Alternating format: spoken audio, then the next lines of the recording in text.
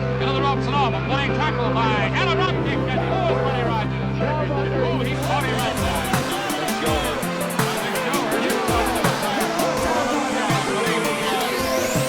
That can was pretty hard. And look at Buddy going to work now. Oh. Hey everybody, it's Durgertime. Welcome back. Another episode of Total Extreme Wrestling 2016. Billy Corgan's NWA Season 2. We just had our show for Starrcade. We're heading over to Heavy Duty, which will be our first real pay-per-view after the season break. And I think we got some good stuff going ahead for it. Now, let's just go ahead and check the news real quick before we get started, because I had skipped past it really quickly. I don't think there was anything for us. Our feedback from our viewership was that the show was awesome, which is great. I agree. And the big winner here, what was so surprising, was Pillman versus Will Ospreay. Just a fucking really awesome match here. 73, 76 for the after promo. Obviously, a lot of that is just Ospreay is probably our best worker, but definitely an interesting dynamic between the two of them. Something we'll have to keep in mind going further. Xavier Woods hurt badly. Ouch. It's a intervertebral sprain there. Got a bruise on your spine's not good. Pete Dunne. I don't know if he was ever oh, right, because he's not like a full-signed NXT guy, is he, in this? Right, so he's kind of wrestling everywhere. I totally forgot about that. Something we'll have to look into as we change our roster around is maybe taking a look at where some of those contracts are. Rock Romero staying with Ring of Honor, whatever. Wesley Blake's getting called up. Good for him. Not much going on there. Something I found interesting was some stuff that we had missed. It looks like The Rock came back into wrestling. Normally, I think he starts as like on hiatus. Something brought him back, and weirdly enough, we could get him for only $10,000 per show with a $10,000 downside. Probably not going to do that, but that's available for us if we wanted to. Let's go ahead and check our mail. Will Ospreay is hurt, and he does have a show episode. Oh, we got a .03 for that TV rating. That's awesome. I was saying Will Ospreay does have a match tonight. We'll have to be careful with because he does have a match against Cody for the NWA Worlds Heavyweight Championship. Because as you guys know from the season finale, he did become the #1 contender. So that's obviously why Brian Pillman was fighting him last week, was essentially because, beat the #1 contender, show your worth, that kind of thing. Because Pillman's at the point where he's kind of like, he's upper mid-carder, skirting the edge, trying to get into the main event scene, that kind of thing. We do have some morale issues. Nothing significant except for Russell, who's annoyed. Irritated being left off with Starrcade. You're an opener, dude. What do you... Like, sorry, but... It's interesting. What do you... You're 300 per show. Here, can I give you, like, a... Here. Is that going to make you happy? There you go. All right. One down. Everyone else got minor morale issues. Nothing significant that much. Annoyed, 8.7 for show. Annoyed being refused a full pay raise. Whatever. Okay. So, I mean, morale. MJF has... Oh, right, because he's furious about the booking at that recent match. Here, I will also give him a bonus. Still upset. Okay, well, I don't know what to do with you. He's a little miffed because we had a team lower than them, end up taking the win because it was part of the storyline. Something I'm excited about TEW 2020. Apparently, you can kind of talk to wrestlers more and actually kind of convince them to work over a person that that's under them. Let them take the fall and then basically kind of convince them that they can do that, or find out where they stand on it, which is kind of nice. All right, let's go ahead, and I don't think we have anything to do with the roster. Let's go ahead and head towards heavy duty here. All right, let's see if we got stopped for something. Let's see what it is. Upcoming retirement. Dustin Rhodes has announced that he's going to retire from active competition shortly. When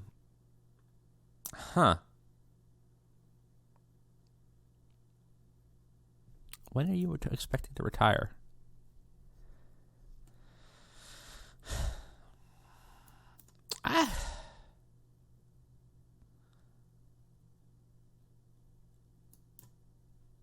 I'm not going to take any action to try to stop it. If he wants to retire, he can retire. We'll use him. 3 months. Okay. That's fine. With Cody gone, we don't necessarily need Dustin that much. We could have him put over somebody, and he'll still be with the company. We could always he's pretty expensive, but maybe a road agent. We'll see what he wants to do. I don't know what other. His only role is a wrestler. We'll have to see what that looks like when he retires, but that's fine. I think we got what we needed out of him, and I think we can probably work with that. Maybe we'll put him over tonight, even. All right. Let's go ahead and go forward towards heavy duty. All right. Hulk Hogan retiring. Thought he was already retired. That's fine. Actually, a lot of people are retiring.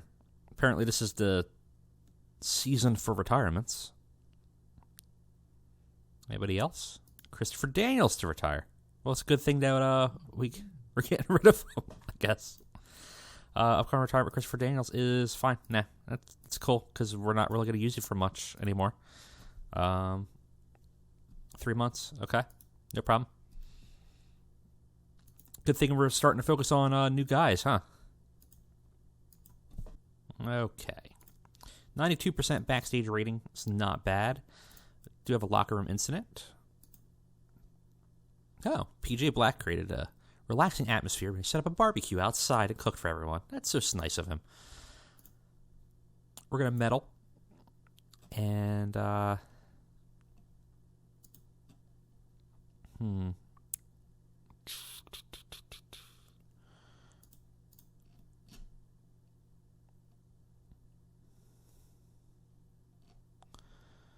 let's see here. Why not? No effect. That's fine. We do have to set our broadcast.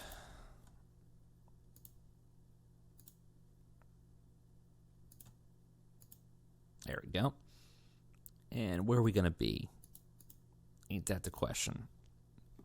1,600 fans for the pay-per-view. Sudden Impact Zone, which is the one that we had set up previously and then kind of sold off. We'll be fine. Okay. We will use it.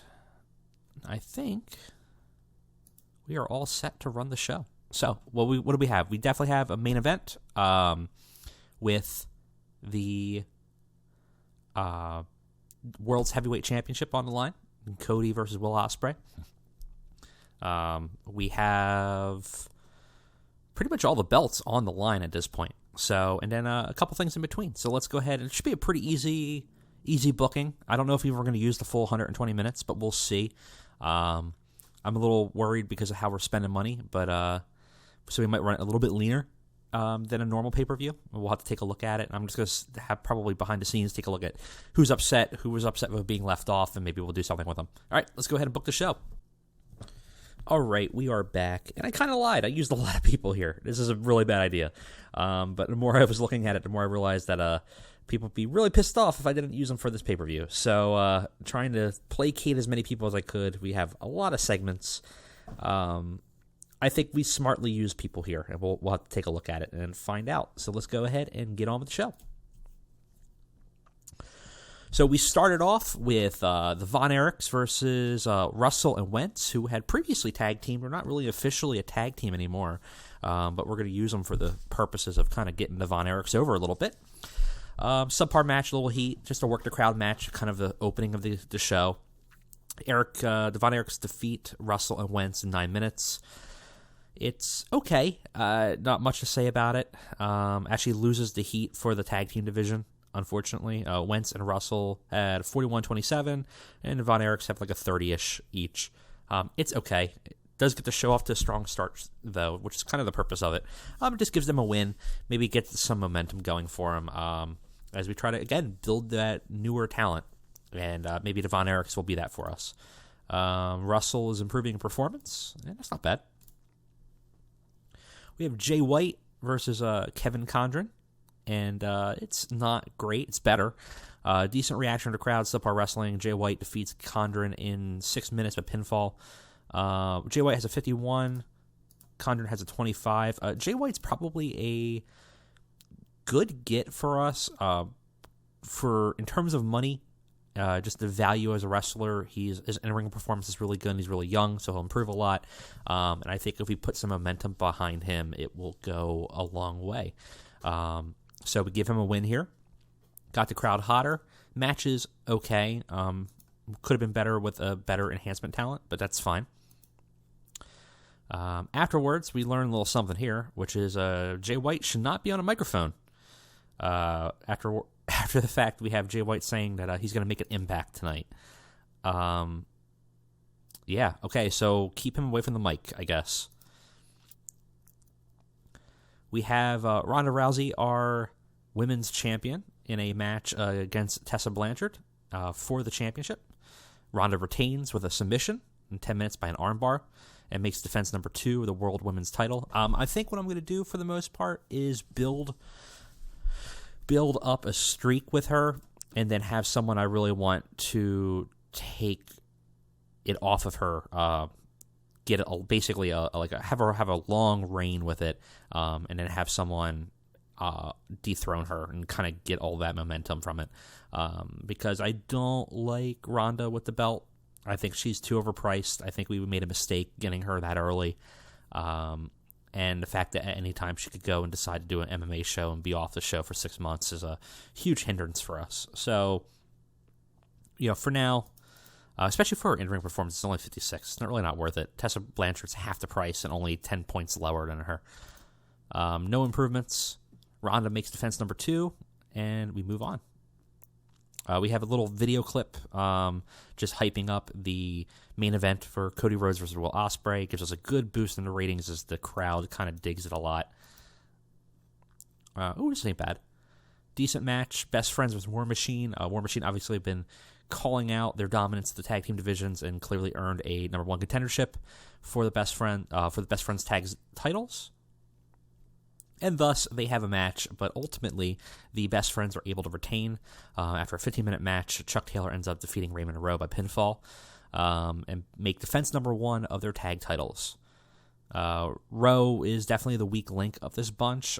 In terms of this tag division, or tag partnership, he's way, way, way lower than Hansen is, and that's why we gave him the pin, just giving him... He's the easier one to pin, essentially, and makes more sense.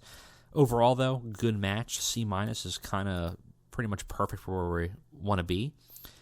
Fresh Tag Division does gain heat from this and does get the crowd buzzing. And that could be a problem because that actually means that the build-up and the hype, this kind of blew them off. So it might be harder for the next couple next couple matches to get that bonus because the crowd might be a little dead now. Do not have a cooldown match after this. Maybe I should have. Afterwards, we just have the Best Friends hug it out and celebrate their first title defense. This is just give Pillman something to do because he doesn't really have a storyline on the card.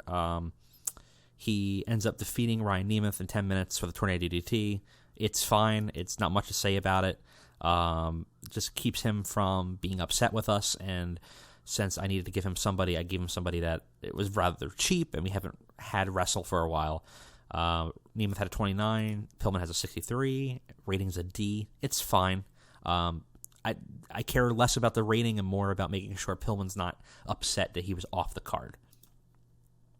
Afterwards, though, we have a little bit of a story segment. Because actually, it wasn't originally going to do this, but I thought, you know what, there might be some interesting dynamics here. So Jay White viciously attacks Pillman, basically making his point known that he's coming for everybody, and that he wants to make a statement, make a point, and he does make a point when he leaves Pillman on the ground after surprise attacking him, and seemingly building up a little bit of a storyline here. Pillman looked good. Jay White actually performed poorly here, though. So we'll have to see how this plays out, but I wanted to give Jay White something to do, and I think Pillman's got a lot of momentum right now. Maybe we can move some of that over to Jay White. Maybe working with him will get him more popular, and it might be a good holding ground as we keep Pillman in that sort of upper mid-card range, and probably maybe help improve Jay White on the card as well. Actually, this is a pretty good match. Josephus versus Callahan. Callahan ends up defeating Josephus in 15 minutes with a lariat. They have great chemistry, showed in performance. Callahan had a standout performance for the match. Got a 63, a C. Josephus is weaker in the ring. He's a 44. Callahan's a 76. The Colt in disarray has advanced. So now we have Sammy putting out Josephus to pasture, and we'll have to see how that plays out with the Colt. Sammy says that basically he's walking away from Josephus and leaving it all. And afterwards, though, Disciple Erichs, who kind of also looked like he was separating from Josephus, comes to the ring, but ends up attacking Callahan with a chair shot right to the head, maybe making his alliances known that he's still with Josephus. Maybe he's got a bone to pick with Callahan. We don't really know. So we have sort of maybe a three-way dynamic here. We'll have to see where the cards fall there. Gets a C. It's not bad. Callahan looked good. Erichs was underwhelming. No improvements. And obviously we do advance the Colt storyline with this as well. We have a triple threat as a semi-main event between three top competitors, sort of, for the number one contendership for the next title defense. So whoever wins the belt will be facing one of these three. And in the triple threat, Hangman Page actually sneaks out a win, defeats Nick Aldis and Tim Storm, when Hangman Page defeats Tim Storm by pinfall. Tim Storm was the weak link. Obviously, crowd was buzzing again, kind of blew them off maybe a little too early. Hangman Page, we hinted at a face turn. We got him coming in as a heel, as sort of like this cowboy. Fans didn't like it, which is interesting. So we'll have to look at that. I always thought Hangman's really a super babyface, but I guess in the numbers in this game, in this mod, he's not, and we'll have to take a look at that. Nick Aldis had a 59, Hangman had a 60, and Tim Storm had a 47. Actually, if you look at it, Tim Storm's actually not that bad comparatively. Like, he can hang in here, given the right match. It's not that bad. We also had a kind of protect him a little bit, give him a little bit of less involvement, and I think that worked out for him as well. End up getting a pretty good match here.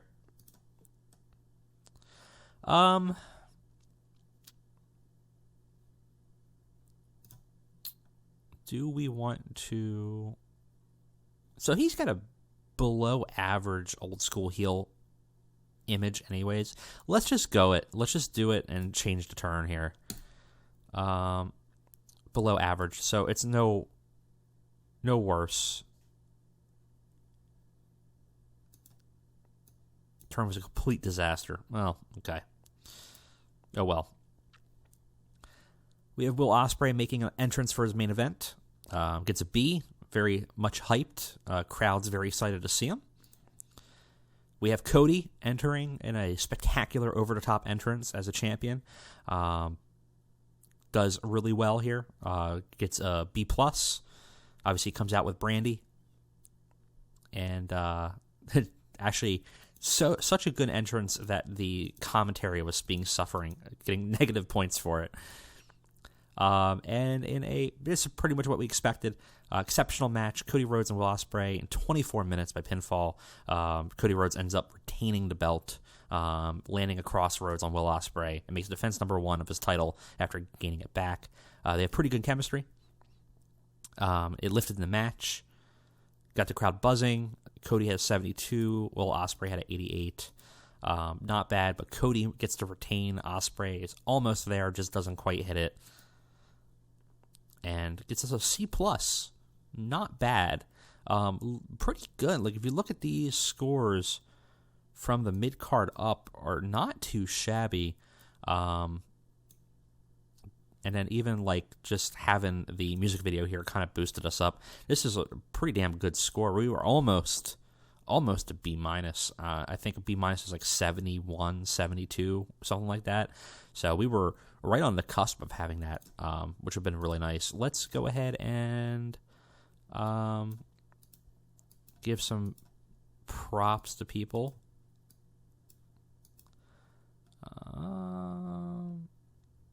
Let's go Jay White. Praise for a great performance. Just give random people some bit of a boost. Time to heal. A lot of people hurting. Will Ospreay, Chuck Taylor, Cody, and Tessa. Buy rate's not great, but that's fine. So, not bad. I think that was a pretty good show. Build up a little bit of momentum. We got to see where we're at in terms of moving up the card of the regional track. We need to be over next 47. We're not getting there anytime soon. That's for importance. Popularity looking a little bit higher, but we need to be at 47% importance. I don't think we're moving that way anytime soon. In fact, we're moving down in some areas, so we'll have to look at that. I think we have a good roster now, though. Even with some people leaving, I think we're poised to kind of really not suffer. I think if we're looking at where we were in May of last year versus May of this year on the game, I think we were reliant on too many, just like a top heavy of like, here's a few people that were really important. I think we're building up a stronger foundation this way. And I think when weird situations happen, like someone going on an MMA show, somebody retiring and leaving, I think we're more prepared than we were last year.